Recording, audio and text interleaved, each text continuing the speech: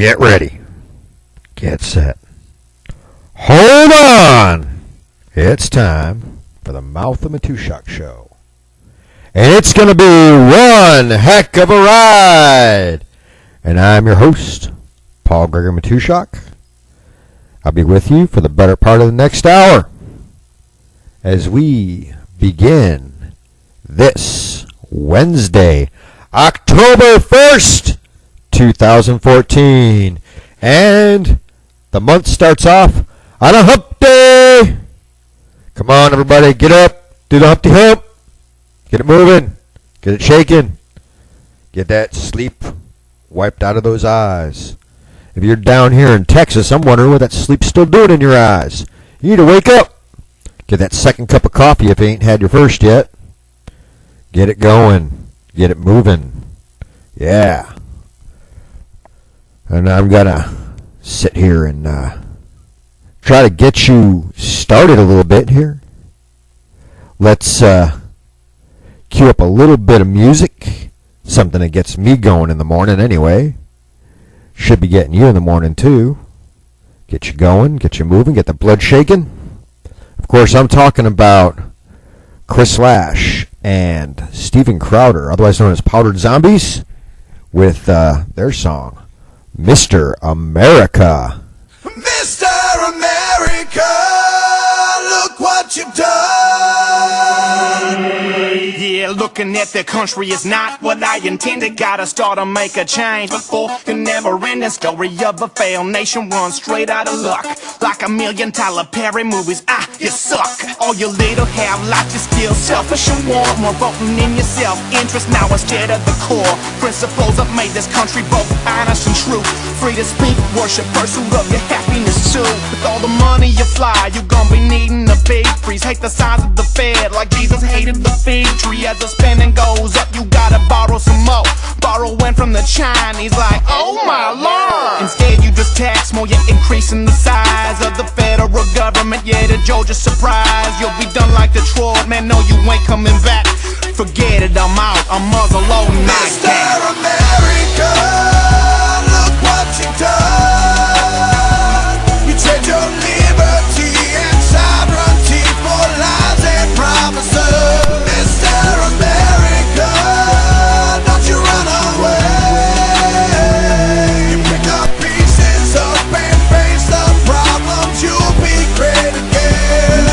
I got tired of rolling over in my grave every day, making a monarchy of my beloved US of A. You little glitches need reminding of what we were before, and the sits that led us up to revolutionary war. High taxes to the throne without a voice of our own. Rule top down from the crime we wanted left alone. Oh, y'all so soft, you're taking it year after year. We were fighting red coats while we're brewing our beer. Now I'm drinking, spitting ciphers through a grill made of wood. That's how it all went down in G-Dub's neighborhood. Packing cabin balls like powder hammers with cock, lock, click, clack. The loss of backs, the attack, the chicken littles who don't know me, listen, don't let it twist. We kick the A's of the B's for much less than this. So don't deny the historical climbing out of the mud. Follow me, believe the creed, plant the seeds and be free. America, look what you've done. You trade your liberty and sovereignty for lies and promises. Mr. America, don't you run away. You pick up pieces up and face the problems, you'll be great again. On the woman at 85 when it's really at 12. Hear me, classes in session, you can't be safe by the bell. What happens when you keep printing more dough? Both parties have gone green like their name was Al Gore. Yeah, but right now you're high. Hey, ain't you big hitter? But now I'm back from the dead. I'm bringing back all my knickers. What? What, knickers?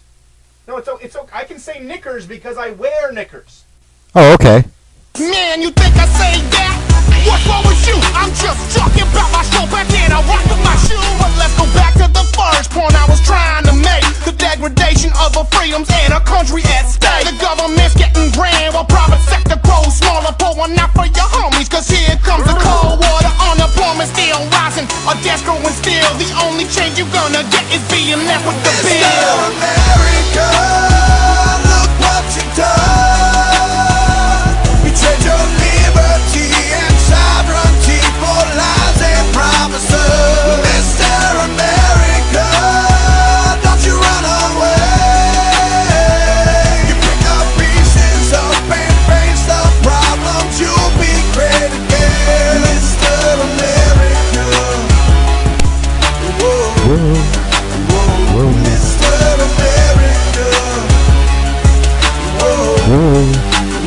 world.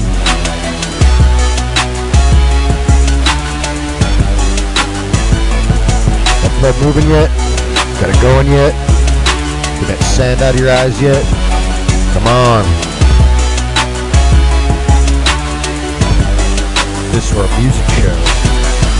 I'll be trying to get you generated all morning long, but this is a news and commentary show. It's a talk radio show. I'm here to entertain you by informing you, letting you know what's going on, and adding my own personal spin on things, letting you know what I think. However, I'm not just interested in hearing my own voice. You might be, but I'm interested in what you have to say. So go ahead and leave your comments below the podcast, or send tweets out to me, or go on over to the Mental Keto page over there on Facebook and let me know what you're thinking. Or, better yet, get on up, pick up that phone, dial 520-226-8567, and call into the show, and we'll have a little discussion and let other people hear what you have to say, what your views are, what information you have. Like last week, I had Liz Harrison guest on the show with me, and Liz is a great person. She's a great person to have on a show too. Her background is actually in literature and editing and writing in the literary field. In fact, she wrote erotica at one time. Shh, I didn't tell you. Keep it a secret. Don't tell people, folks. But then she eventually had to pay the bills and went into doing some journalist work back during the early days of the Iraq War, and very quickly got herself a little bit more than knee-deep in investigative journalism and having to dig out information and report things. And that leads her to where she is today, folks. She has her own radio show, plus she guest hosts several others, and she's always very nice, and when asked to come on to a fellow conservative's show, be it terrestrial-based or internet-based station like this one, and she'll come on and talk. And she always brings more insight. She always has some details about a topic that she's gone through and researched, or even read somebody else's article and just knows something that, and lends something to the discussion that is maybe something that I didn't quite know, or none of us necessarily knew, and she kind of brings it out there, and that's what I look for. I can always learn something new from somebody else. So go ahead and call in, folks, and let me know. Give me the facts, and let me know what you think too, because my mind is not 100% made up on all things, but it appears, just like many here in the great nation, the great Republic of Texas, my mind is pretty well made up when it comes to the governor's race, just like most Texans, the majority. They had the second debate last night between Pink Shoes Abortion Barbie Davis and good old Greg Wheels Abbott. And Abbott made a great quip, and I might be misquoting him here because I had barely taken my first sip of my first cup of coffee this morning when I went through and re-listened to the debate, and I wasn't really paying that much attention last night, probably like most people who've tried to watch the debate, because my mind was fairly well made up, but I wanted to see if there was something new in there, because there is a libertarian candidate, and if Abbott steps on it too bad, that's where my vote's going to end up going. But anyway, Abbott made a quip about the traffic, especially around the Dallas area, as well as, of course, Austin, which has pretty bad traffic problems. Although Texas is not as bad as other states. These are the bad spots in Texas. And with the increasing population, as many as 1,000 new people moving to Texas each day, by recent estimates, it's just going to get worse. So that's going to be one of the big issues with the upcoming legislature. And Abbott was asked what he would support as far as transportation plans. So one of the things that he began his little speech about was talking about there are times when he's sitting there by the highway, I forget which one it is that runs up through Dallas from down here, but whichever highway it is, that it's at such a standstill that he could actually get out of his car, get in his wheelchair, and speed past under 2-arm power past all the vehicles and get where he's going faster than he could by driving because of the gridlock. Now, I've been in Dallas traffic before, once or twice, and it's literally once or twice. And it was about that bad when I was heading up there, and it made me look at the free-range Texan who happened to be driving and say, yeah, when you're talking about moving north, it's not here. If we move north of the area that we're living now, we're only moving about an hour north, not 4 or 5 hours north, because I'm not even happy about moving as far north as Austin at this point, given the traffic situation. Now, there are things about some of the areas around Austin that are very positive, like the Round Rock area. So anybody who has opinions about Round Rock or any suggestions of where to start looking for a new home, go ahead and give me a call or send me a text or send me a tweet or an email or leave something over at the Mental Aikido page and hook yourself up with me and we'll talk, because yes, the Free Range Texan and I are looking to relocate north of San Antonio, although I have grown to love this city. But anyway, just to nail back on the debates, it was mostly a lot of allegations going back and forth between the two of them. It just were a lot of pointed questions, and it just led to more of a mudslinging debate than the first debate was, it appeared. But by and large, what kind of came out of this was that Davis, although she doesn't like standardized testing, she supports teachers' unions and a stricter run from the top-down type education system, whereas Abbott wants to revamp Texas's education system and make it more of a bottom-up, or give back more control to the local school boards than they currently have, because too much has been scaled back away from them and put in the power of the Texas Education Agency. So that was one of their big points of contention, and I lean a lot more towards the local control myself, because that's where most of the taxes come from, is local property taxes. So why shouldn't the people that live in that school district have more say over how their kids are educated? After all, the teachers and the principals and the superintendents and even the school board members are employees of the tax-paying citizens, period. They're not state-provided child care providers.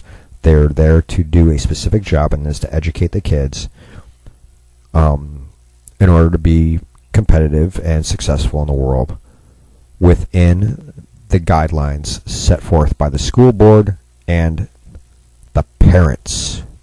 They do not supplant the parents. They work for them. So every time a teacher says, we need to partner with the parents in educating their kids, that's them acting like they're giving power to the parents that somehow they magically have, when in reality what they're trying to do is be condescending to the parents, and B, to make it appear as though they have more power than they legally do. Because in reality, they are not partners. They're employees. Just remember that, folks. Anyway, speaking of Texas and debates and all that. Oh, by the way, Abbott, when it comes to the transportation, Abbott supports revamping the transportation funding and making it more, trying to think of the word that he used for it, and it escapes me. But funding raised for transportation should go for transportation and not be allowed to be reallocated to something else, et cetera, et cetera. All those good reforms that a lot of people understand are common sense, and that's the way it should be. But one thing he was steadfast on was he is not a fan of toll roads. He doesn't want to add any. In fact, he's looking at getting rid of a couple of them, or at least getting rid of the toll portion of them, which it may alleviate some of the traffic, because some of the people who avoid the toll roads because they cost too dang much would then go on the toll roads, but then they would become a lot more crowded than they are. But then again, the overall easing across all the roads and the highways may lessen, so it may average out to be better means of transportation. So that was kind of his thing. But the overall effect on the polls so far is it appears that anybody who is going in leaning towards one candidate or the other at the end of the debate, they stuck with the way they were leading, and that's where they're remaining. So the polls pretty much have not moved at all, haven't gone up or down for Abbott or up or down for Davis, which translates to, if the election were held today, it very much appears that Abbott would spank Pink Shoes Abortion Barbie right out of the race. So that's how it currently stands. And of course I talked about how the whole coattails thing is working here in Texas, and was also working in Ohio. I wrote something about that earlier over at BuzzPo, and I think I discussed it on the show, I think on Monday or Tuesday. But that, of course, all wraps in with the something I talked about yesterday, and even played the audio from it. Is James O'Keefe.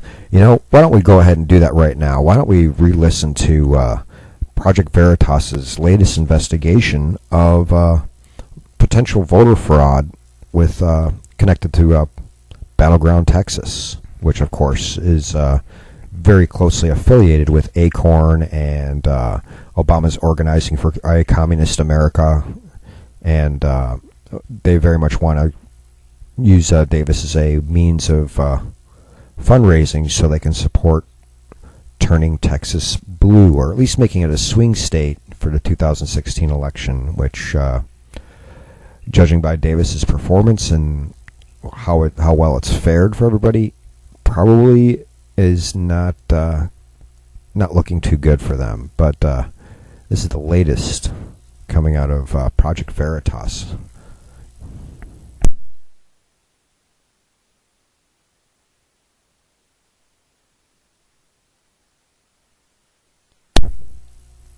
James, you with us? Well, folks will try to get that audio going. Anyway, there you go. Enjoy this, folks. Listen to it. It's about 7 minutes. Well worth your time. It's also worth time to see the video. Texas is at it again. This time we ensnared two of their operatives, turning a blind eye to the possibility their own volunteers could be breaking multiple election laws. I'm not deputized, but there was a point where, we were in a group, and so anyway, there was a point where somebody handed me a voter registration card, and so I don't know how it happened, but I accidentally signed some people up, and wasn't thinking. That's okay. And I mean, it's illegal, but yes, I understand. Yeah, okay. Earlier this year, Project Veritas caught Battleground Texas, an organization working to turn Texas blue and elect Wendy Davis governor, illegally copying voter registration data for campaign purposes. Okay, so every time we register somebody to vote, we keep their name, number, and name, address, phone number. The undercover video portrays a Battleground Texas election organizer as taking the personal information of voters for future political purposes. James O'Keefe prompting the Republican Party of Bexar County to call for a full investigation into the voter registration practices of Battleground Texas. I'd like to ask you a question about improper conduct at Battleground Texas. I'm going to call the police if you don't get off this property.